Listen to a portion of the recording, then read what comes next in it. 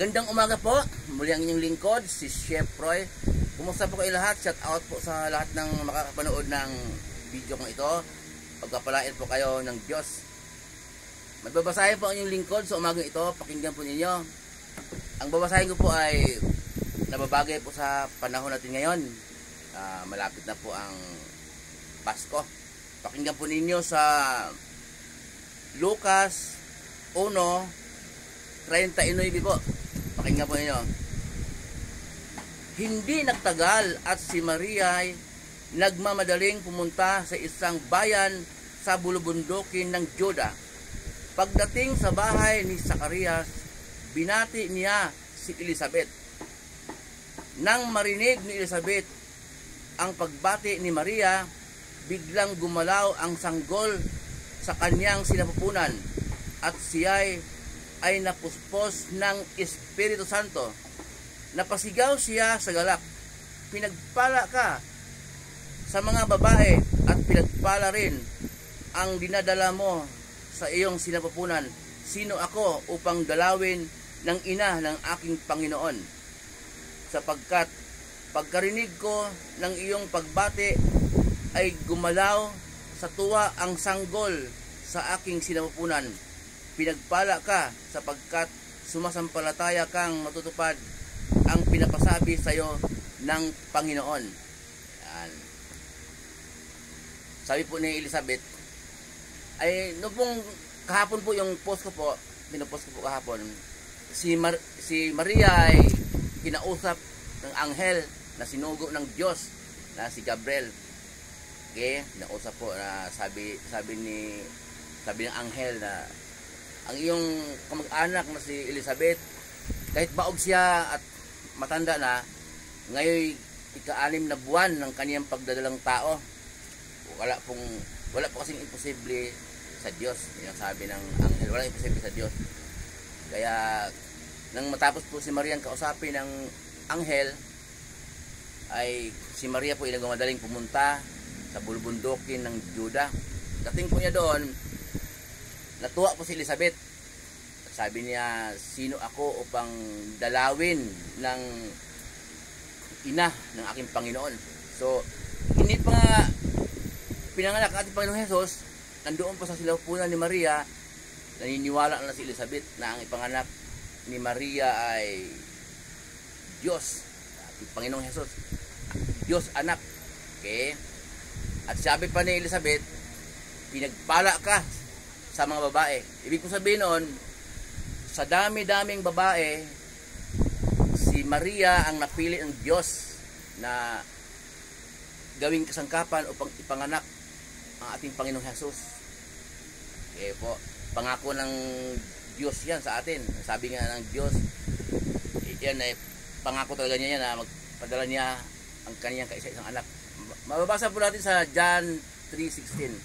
"Gayon na lamang ang pag-ibig ng Diyos sa sangkatauhan.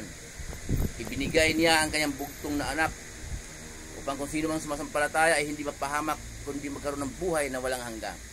Yan po kaya po ginawang kasangkapan si Maria upang ipanganak ang Diyos anak, ating Panginoong Jesus. Panganak ni Maria, tao si Maria, ipanganak niya si Jesus para magkatawang tao. Iligtas po tayo sa ating mga kasalanan kasi po kung dahil Diyos siya, anak siya ng Diyos, si Jesus, kung pupunta dito sa lupa galing sa langit na espiritu, kasi po ang Diyos ay espiritu, wala pong dugo, dahil espiritu siya. Kaya po kailangan siyang magkatawang tao para magiging mamumuhay na bilang tao, palakihin ni Maria, at para may dugo, kasi po ang dugo niya, yun po ang maghuhugas sa ating mga kasalanan. Ang dugo ng ating Panginoong Jesus, siya po ang maglinis sa ating karumihan. Lipas na po yung Old Testament na patakaran ng Diyos na pinadaan niya kay Moises na kung sinong magkasala sa mga Israelita ay maghandog ng, kung malaki kasalanan, turo, baka. Kung hindi gaano malaki, tupa. Kung maliit, kalapate. Hindi po yun kinulugdan ng Diyos yung mga handog-handog na yan, kasi nga sinasadya ng mga taong magkasala. Dahil may paghandog sila.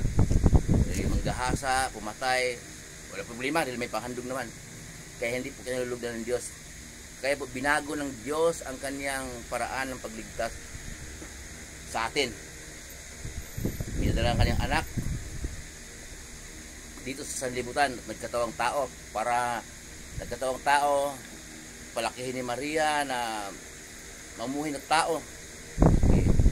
Mangangaral sa tao, magsasalita. Okay. Yun, kaya nagkatawang tao. Marami po siya nagsabi na si Jesus ay tao lang. Okay.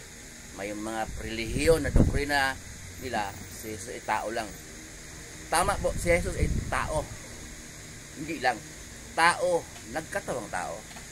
Pagka sinabi po ninyo na si Jesus ay tao, hindi naman ako kukontra. Tao siya, pero nagkatawang tao. Para po may dugo. Okay. Kung hindi po kayo maniniwala na ang dugo ng ating Panginoong Jesus ang maghuhugas sa ating kasalanan, bakit? May narinig po tayo ngayon na relihiyon, o sa relihiyon ba nila ay pag nagkasala ang mga member, nagkakatay pa rin ba ng hayop, baka? Wala na, di ba? At dugo ng ating Panginoong Jesus po ang maghuhugas sa ating mga kasalanan, kaya kailangan po magkatawang tao siya. Kaya po nagkaroon ng Pasko.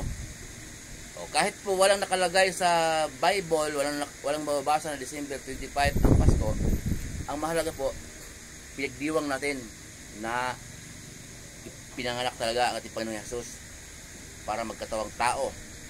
Okay? Mayroon pa nga nag-comment sa mga post ko. Talagang magdiwang tayo ng Pasko. Dapat nga araw-araw ay Pasko. Para araw-araw ay mayroong pag-ibig sa bawat puso. Okay, magdiwang po ng Pasko. Okay. Ang mahalaga magdiwang ng Pasko.